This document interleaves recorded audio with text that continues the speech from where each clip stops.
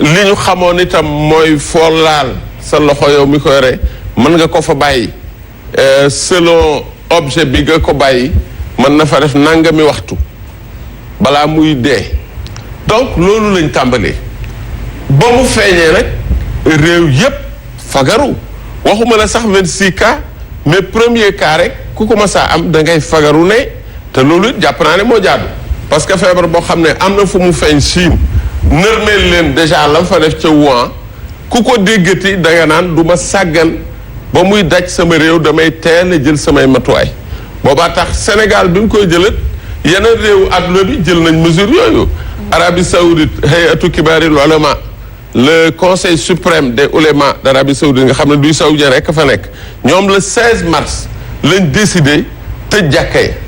le 16 mars déjà. kon tëjoon jàkka yi au moment bi mu ko tëjee c'était justificatif mën nañ comprendre ni que c'était tout à fait normal mais aujourd'hui tey jii tijji nañ ko mais ñu bëri nee nañ ñoom dañoo reste foofu laa jëm si dama bëgg a wax ne dafa laaj est-ce que du contradiction entre nga tëj bi nga amee 25 personnes tijji bi nga amee presque 2000 ou 1000 et quelques ma ne du contradiction au début feebar bi ni mu ragloo ak ni mu présenté woo benn réew bu responsable ñi ñàkkoon responsabilité comme Donald Trump mi ko doon wax naan c'est une petite grippe Bolsonaro ca Brésil tey ñi ngi ci États-Unis mi ngi ci 86 000 morts Brésil ñi ngi ci 11 000 morts Grande-Bretagne Boris Johnson Grande-Bretagne ci Europe léegi moo ëppale ay cas ak autant de morts moom ci boppam feebar bi daal na ko ñun ñëpp dañ ko banaliser woon au début ñun alhamdulilah yàlla dimbali ñu bokk ci réew yi ko teel a jox gëdd jël mesures yi war a jël yëpp nag pour fegu tey nag loolu mooy li bees loolu la nit ñi dul analyser feebar bi après 2 mois dañ ko gën a miin comme c'est un ennemi booy xeexal comme boo doon xeex rek di xeex ak sa noonu pendant ñaari weer da nga censé changer stratégie changer tactique parce que xam nga ni muy fi muy dóore xam nga fi nga ko war a dóor xam nga ni muy doxale donc feebar bi biñ ko gënee miin tous les spécialistes wane nañ ne feebar bi amagul benn vaccin mën a faj pexe yi ci am mooy fàttali ngeen ko léegi port de masque distanciation physique set mi raxasu gel hydroalcoolique ainsi de suite loolu ñëpp ko biñ ko xamee du Sénégal rek tout le monde laa wax actuellement ñu ngi ci tendance assouplissement Arabie Saoudite Maroc France Belgique États-Unis tout le monde ñi ngi assouplir pourtant foofu la gën a bare mais ñoom ñëpp xam nañu ne ñii jàpp nañ ne loolu c'est une discussion am na médecin yu jàpp ne ñi ngi ci pic bi am ñeneen ñu jàpp ne eggagul ci pic bi encore que pic bi scientifiquement neexul a fixé ñaata la mais quoi qu'il en soit nit ñi tàmm nañ feebar bi ba xam ne léegi feebar bi li ci gën a ëpp solo ci fegu ci mooy les gestes barrières kon nag comme xam nañ loolu ñépp ne comme geste barrière yi mooy ci tax a fege ñu ne kon bu ñu continuer di bloquer suñu économie bu ñu continuer di tëj suñu jàkka nañu ubbi tey def geste barrière yi jàkka yi ubbiwul leen boyal dañu leen ubbi ak i condition ne jàkka bu mën a ubbi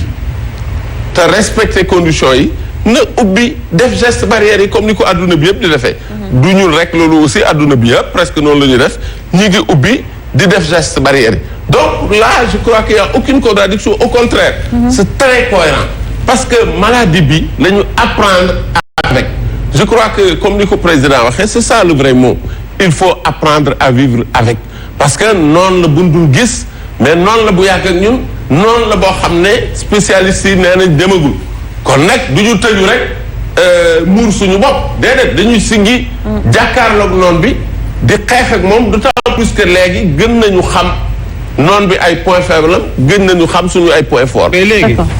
comme dañu war a faire face autant que ñu dindi couvre-feu nit ñi dund seen responsabilité à temps plein c'est-à-dire mënuñu ni Sénégalais yi de 8 heures wala ban heure la couvre-feu di jeex 5 heures du matin. de 5 heures à 21 heures. soyez responsable maintenant de 21 heures à 5 heures du matin l'État prend le reste en charge c'est-à-dire est-ce que aussi tey bu ñu ñëwee léegi comme xam nañ ni ennemi bi nga xamante ne dañ nekkoon moom en face ennemi bi mënuñu ko vaincre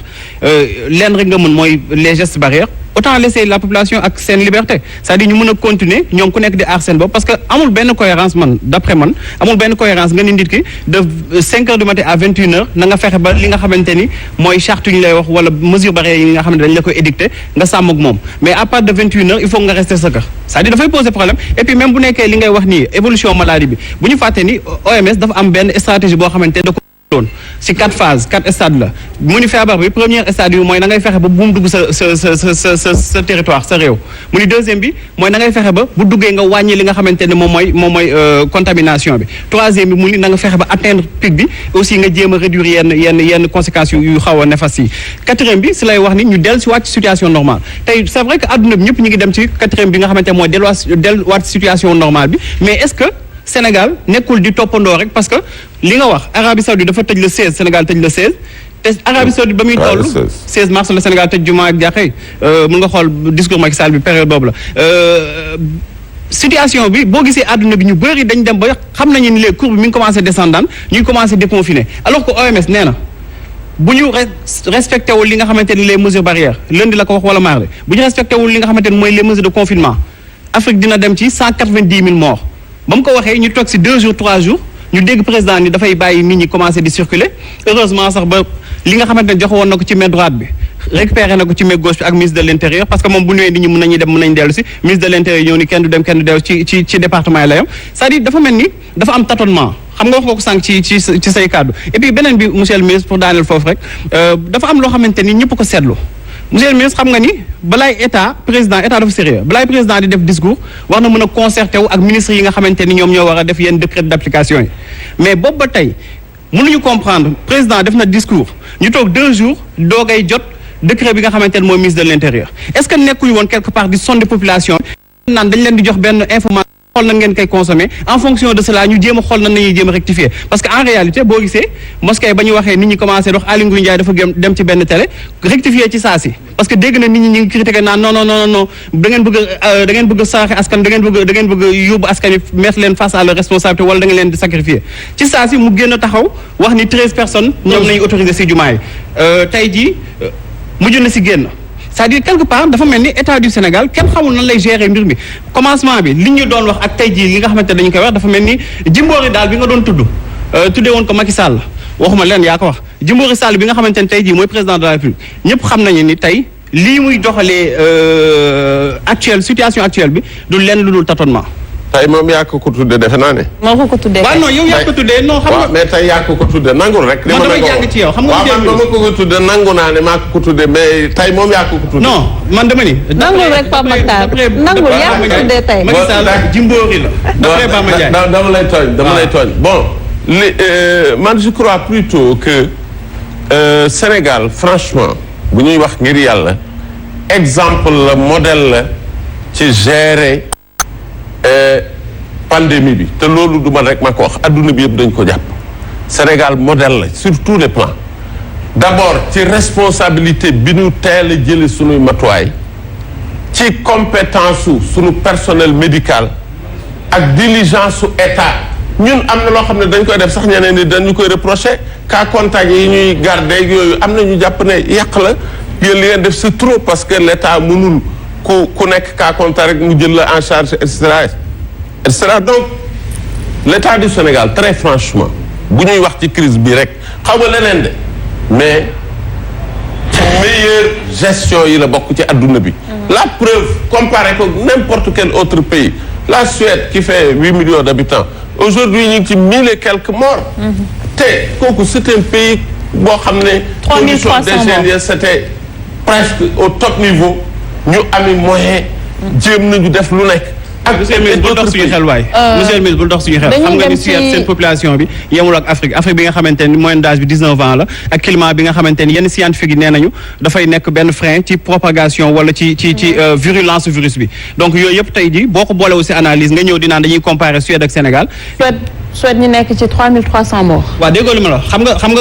Afrique seen population bi seen moyenne d'âge 19 ans la. te feebar bi bu nekkee xale nga yore aussi benn système immunitaire bu xaw a bu défaillant wul feebar du mën ci yow dara. donc yooyu yëpp mi ngi fi aussi nee nañ aussi ay chloroquine yi nga xamante dañ koo tàmmoon di jël ak yenn feebar yu ñuy am maladie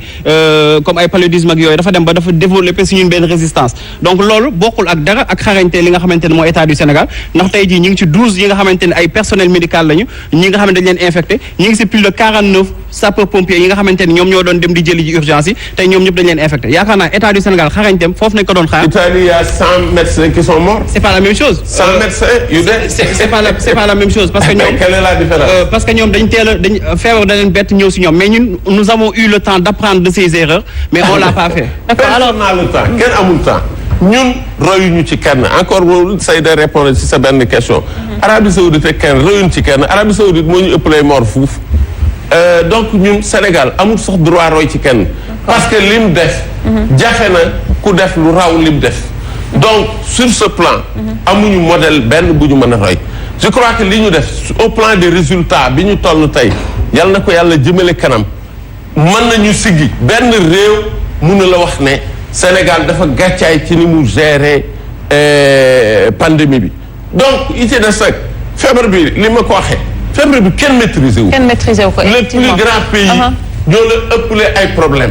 pays yi foogoon yi chiffres yi ngay wax effectivement c'était les premières projections man ba ko le directeur le secrétaire général des Nations Unies waxee Guterres dama ko tontu yooyu ay afro-pessimisme parce que nit ñi dañu foogoon ne feebar bi bu dikkee day dugg Afrique rek ramasse yëpp ñu dee alhamdulilah demewul noonu. L'Afrique a appris à résister. te elle l'a bien fait. Très bien. man je crois que dëgg la d'accord naa ne nit ñi lu seen état def war nañ ko xeeb c'est tout à fait normal mais war nañu nangu itam ne seen état réalisé na ay performances yoo xam ne mënoo taxaw ci àddina bi ne tel pays def na lu ëpp loolu. Omar Faye